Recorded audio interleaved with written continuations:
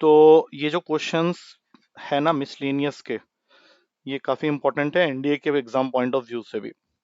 तो इसलिए इसको मैंने हेडिंग बना दिया है NCERT most important questions for NDA permutation and combination. तो इसमें ये जो क्वेश्चन है क्वेश्चन नंबर 8, इसमें लिखा हुआ है determine the number of 5 card combination. 5 card combination मतलब तुमको एट ए टाइम 5 कार्ड निकालने के लिए बोला जा रहा है फ्रॉम 52 कार्ड्स। 52 कार्ड में से 5 कार्ड निकालना है, लेकिन क्वेश्चन क्या कह रहा है कि उन 5 कार्ड में से एग्जैक्टली 1 किंग होना चाहिए। अब देखो पूरे पैक के अंदर में टोटल किंग होते हैं 4। तो वो क्या चाहता है कि जब तुम 5 कार्ड निकालो तो उसमें से एक कार्ड किंग का हो। तो वो जो एक कार्ड किंग का होगा वो तो इस किंग में से आएगा ना, तो वो हो जाएगा 4C1। 4C1 का क्या मतलब होता है कि 4 किंग के कार्ड में से एक कार्ड हम लोग को सिलेक्ट करना है, और बाकी जो बच गए, देखो 5 में से एक कार्ड हमने ले लिया जो कि किंग का है, लेकिन बाकी जो 4 होने चाहिए वो फिर किंग के कार्ड नहीं होने चाहिए। तो 52 में से अगर 4 तुम्हारे किंग के कार्ड हैं तो जो बचे हुए कार्ड हो गए 48, वो तुम्हारे अदर कार्ड्स हैं। तो उसमें से हमें कितना निकालना है?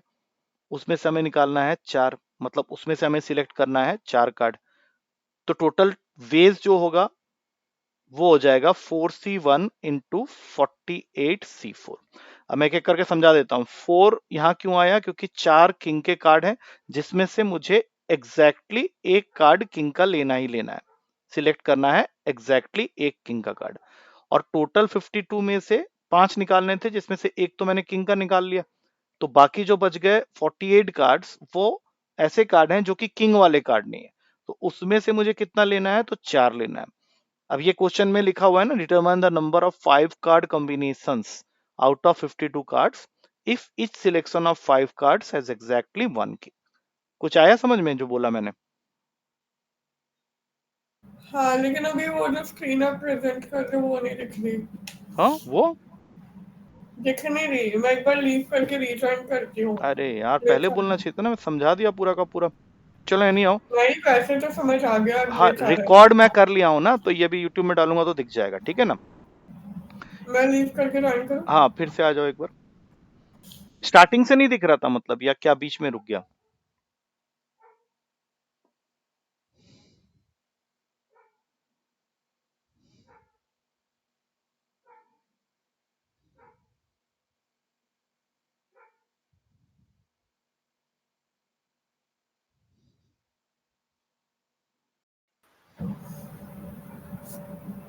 आ गए, ज्वाइन कर गए?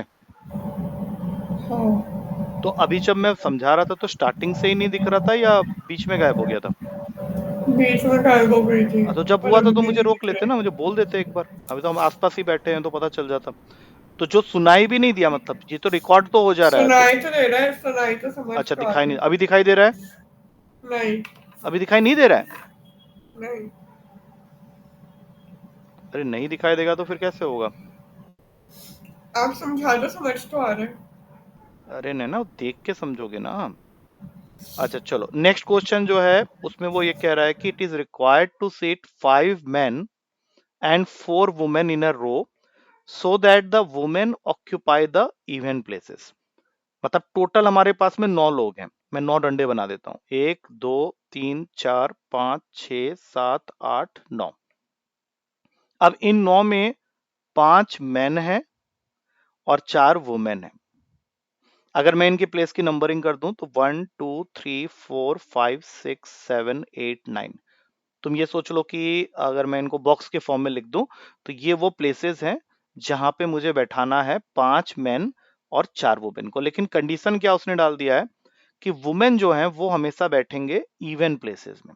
अब इसमें से इवन प्लेसेस कौन कौन से हैं? देखो 2 4 6 और 8, और तुम्हारे पास में टोटल वुमेन जो हैं वो 4 हैं। तो हमें इन 4 वुमेन को इन्हीं 4 प्लेसेस में बैठाना है, क्योंकि क्वेश्चन ऑलरेडी कह चुका है कि वुमेन इवन प्लेसेस में बैठेंगे। इवन प्लेसेस किसको बोलते हैं? 2 4 6 और 8 को। तो 4 वुमेन को 4 इवन प्लेसेस में अरेंज करना है, मतलब 4p4 हो जाएगा।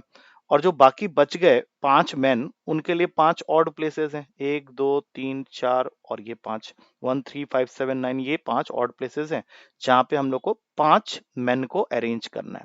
तो ये हो गया 5p5। अब क्लास में तुमने पढ़ा होगा एनपीआर का फॉर्मूला होता है n factorial upon n minus r factorial. अगर हम लोग इसकी बात करें तो 5p5 का मतलब हो गया 5 फैक्टोरियल अपॉन 5 माइनस 5 फैक्टोरियल, और ये बन जाएगा 4 फैक्टोरियल अपॉन 4 माइनस 4 फैक्टोरियल। तो ऊपर 5 फैक्टोरियल हो गया, नीचे 0 फैक्टोरियल है। 0 फैक्टोरियल हमेशा 1 होता है तो उसको लिखो ही मत। फिर ऊपर 4 फैक्टोरियल, नीचे 0 फैक्टोरियल। अच्छा, 5 फैक्टोरियल की वैल्यू होती है 5 इंटू 4 इंटू 3 इंटू 2 इंटू 1, ये तो पता ही होगा, तो ये 120 हो जाएगा।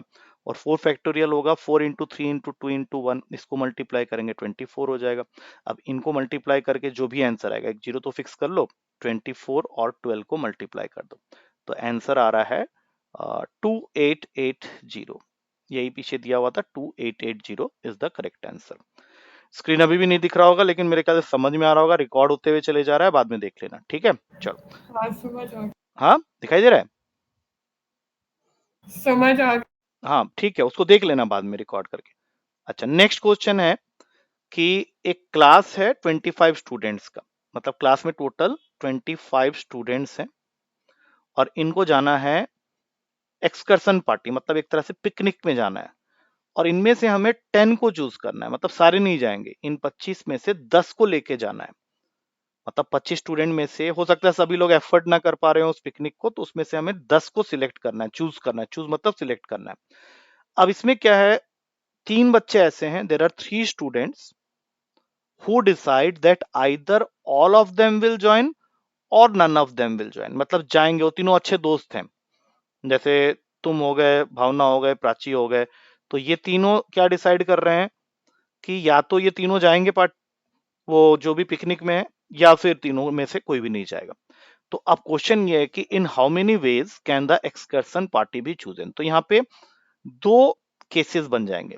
केस वन, जब तुम तीनों ने डिसाइड कर दिया कि तीनों ज्वाइन करेंगे, तो अब सोचो कि अगर तुम तीनों ज्वाइन करने को तैयार हो गए हो, तो तीन बच्चे, 25 में से तीन बच्चे तो ज्वाइन कर ही रहे हैं, और 10 में से तीन का हमने सिलेक्शन कर लिया है, तो बचे कितने, 22 बच्चों में से 7 बच्चे सिलेक्ट करने चाहिए। मतलब 25 में से तीन, तीन कौन कौन, नैना, प्राची और भावना, इन्होंने डिसाइड कर लिया कि जाना है।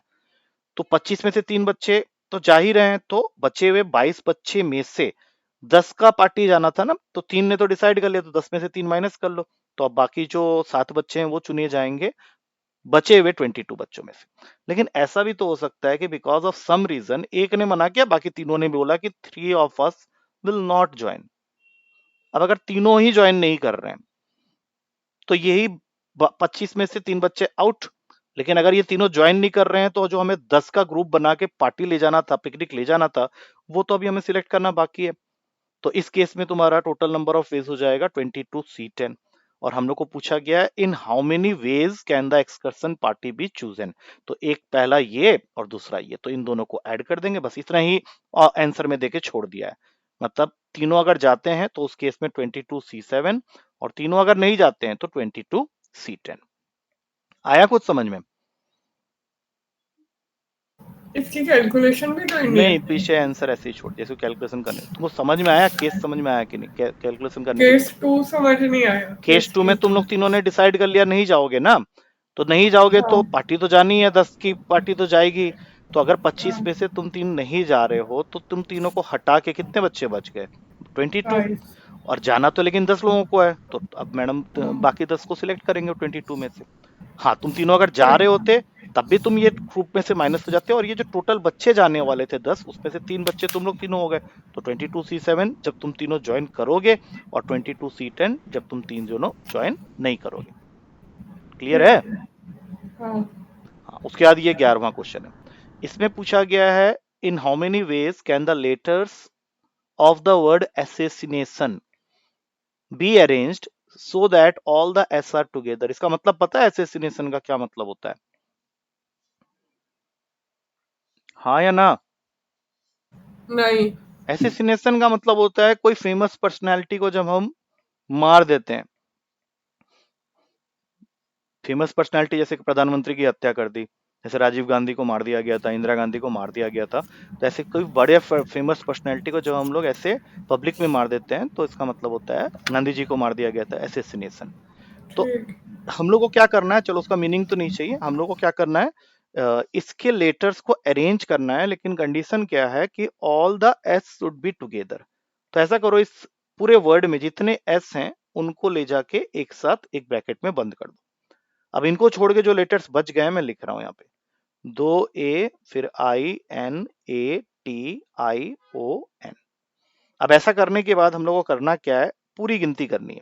चलो मैं गिनती करता हूँ, 1 2 3 4, इनको काउंट कर रहा हूँ जो ब्रैकेट के बाहर है, 1 2 3 4 5 6 7 8 9, और ब्रैकेट के अंदर जितने हैं इनको तो मैंने एक साथ कर दिया है, तो ये 10 हो गए। 10 फैक्टोरियल वे में ये अरेंज हो सकते हैं, लेकिन ये जो चारों हैं इनको जब मैंने एक मान लिया है तो ये भी तो आपस में अपनी प्लेसेस चेंज कर सकते हैं। तो चार सेम है तो 4 फैक्टोरियल, और चूंकि वो सेम है इसलिए 4 फैक्टोरियल से डिवाइड कर देंगे। मान लो यहाँ पे 4 बार ऐसा ना हो कि कुछ ऐसा होता PQRS, तब हम लोग सिर्फ 4 फैक्टोरियल लिखते, नीचे डिवाइड नहीं करते 4 फैक्टोरियल से, क्योंकि वो अलग अलग है। लेकिन अगर 4 लेटर्स हैं तो वो आपस में अरेंज हो जाएंगे 4 फैक्टोरियल में, लेकिन होगा क्या, ये चारों तो सेम ही है, तो नीचे फिर हम लोग को 4 फैक्टोरियल से डिवाइड करना होगा। और यही सेम काम ये जो बचे हुए लेटर्स दिख रहे हैं उसमें भी जो रिपीट हो रहे हैं और जितनी बार रिपीट हो रहे हैं उससे डिवाइड करना होता है। जैसे यहाँ पे ए 3 बार रिपीट हो रहा है, 1 2 3, तो हम लोग यहाँ पे डिवाइड करेंगे 3 फैक्टोरियल से। फिर उसी तरह से आई को देखो, आई 2 बार रिपीट हो रहा है, तो यहाँ पे एक इंटू 2 फैक्टोरियल और लगा दिया। अच्छा, एक और लेटर है जो रिपीट हो रहा है, वो है एन, वो कितनी बार रिपीट हो रहा है, 2 बार, तो एक और 2 फैक्टोरियल से डिवाइड कर दिया। तो ये सॉल्व करके तुमको फाइनल आंसर मिलेगा। तो 4 फैक्टोरियल तो कैंसिल हो गया। अब हम लोग ऊपर 10 9 8 7 लिखने के बाद देखो 3 फैक्टोरियल जो होता है वो होता है 3 × 2 × 1, जो कि 6 के इक्वल होगा। तो वो 6 मैं नहीं लिख रहा हूं क्योंकि मैं ये मान लेता हूं कि 3 फैक्टोरियल उसको कैंसिल कर देगा। अच्छा, उसके बाद आएगा 5। अच्छा, उसके बाद आएगा 4। अब देखो 2 फैक्टोरियल होता है 2 × 1, और यहाँ पे ये 2 फैक्टोरियल होता है 2 × 1, तो ये 4 हो गया, तो वो 4 ऊपर वाले 4 को कैंसिल कर देगा। अब बच गया क्या, 3 2 1। हम लोग को इसको मल्टीप्लाई करना है, और ये तो मल्टीप्लाई करना ही पड़ेगा। इसको मैंने मल्टीप्लाई किया था तो मेरा जो आंसर आया था वो कुछ आ गया था अराउंड, मल्टीप्लाई करके एक बार देख लेना, मैंने अभी जस्ट किया है तो दोबारा करने का मन नहीं कर रहा। ये वैल्यू होगा 151200। ये होगा total number of ways in which the letters of the word assassination can be arranged such that all the S R together. मुझे नहीं समझ में आ रहा कितना समझ में आया तुमको, लेकिन यही तरीके से हम लोग क्वेश्चन को करते हैं। तो एक बार इसको देख लेना, पहले सॉल्यूशन को वीडियो के साथ में देख लेना, मैं इसको अभी अपलोड कर देता हूँ यूट्यूब में, और उसके बाद जो राइटिंग का प्रोसेस है वो फिर मैं बताऊंगा कैसे करना है। ठीक है, राइटिंग तो समझ आ गई, आ राइटिंग रही है समझ, ठीक है, तो क्वेश्चन समझ में आया कि नहीं? क्वेश्चन समझ आ गया। चलो ठीक है, फिर देखता हूँ, ठीक है, मैं डाल देता हूँ इसको, चलो ओके, टेक केयर।